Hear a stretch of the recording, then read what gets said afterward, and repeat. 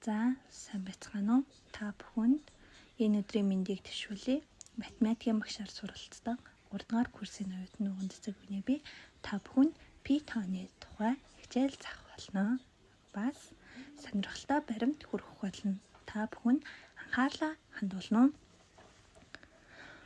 3 дугаар 3.5 радиустай тойрог зураарай. Тойргийн нуртны ойролцоогоор 22 см болох бөгөөд хэмжиж нэгтэл үзэж болно. Алхам 2. 3.5 радиустай тул диаметр нь 2-оор жуулаад 7 см болно. P-тог тойргийн нуртыг диаметрт хувааж өгвөл P тогтмол гарна. Энэ нь 314 болдог ба төгсгөлгүй үед иррационал тоо юм аа. P-тог тэгэхээр тойргийн уртыг диаметрт хувааж гардаг тоо байх юм байна шүү дээ. Энэ нь жижиг том тойрог болгонд нэг нь ижил утга авдгаараа энэ нь тогтмол тоо юм. 3 радиустай тойрог байсан ч 314 урттай P-тоо гарах байх нэ.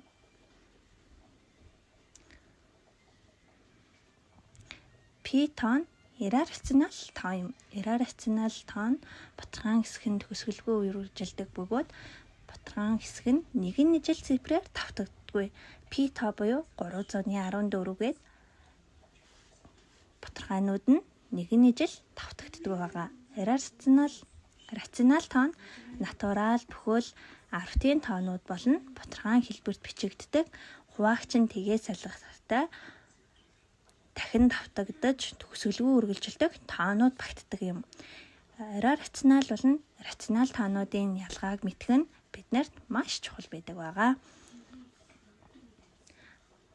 Рационал тоонууд нь натурал тоо, энгийн тоонууд гээд маш олон тоонууд ордог байх нэ. За, P тогтмолын утга хэдвэ гэдгийг мартах гээд байвал мартахгүй байх маш гоё арга зааж өгье та бүхэнд. Жил болгоны 3 сарын 14-ний өдөр математик таартай хүмүүсийн баярын өдөр болдог байгаа. Энийг математикийн өдөр гэж тэмдэглэдэг ба Альберт Эйнштейний төрсөн өдөр болдог байгаа. Альберт Эйнштейн нь математик болон физикийн сурт эрдэмтэн, түүний төрсөн өдөр 3 сарын 14 байдаг. P-тог хэмжээ хамаарахгүйгээр бүх төрлийн дугуй, тойрог, бөмбөрцөг зэрэгт нэгэн ижил утга авдгаараа тогтмол тоо юм. Бидний амьдарч буй их дэлхий жижигхэн зоос хүртэл ижиг утга авдаг байх юм байна шүү дээ. Бидний амьдарч буй дэлхий маань өөрөө бөмбөрцөг хэлбэртэй бөгөөд дэлхийн дагуул, сар, нар болон нарны дагуул гэх мэт сансар судлал, ДНХ, эсийн хуваагдал, биологийн шилэг ухаан гэх мэт маш олон салбарт хэрэглэгддэг. P-тоо бидний өдөр тутамд хэрэглэгддэг маш олон зүйлсэд ингээд хэрэглэгдэдгээрээ маш онцлог байгаа. Жишээлбэл машины дугуй, ундаг дугуйны дугуй, хөл бөмбөг, гар бөмбөг гээд бүх тооцоолыг P-тоогоор хийдэг байгаа. P геометрийн бодлого бодоход өргөн хэрэглэгддэг ба цаашдын математикийн боловсролыг дээшлүүлэхэд өндөр ач холбогдолтой.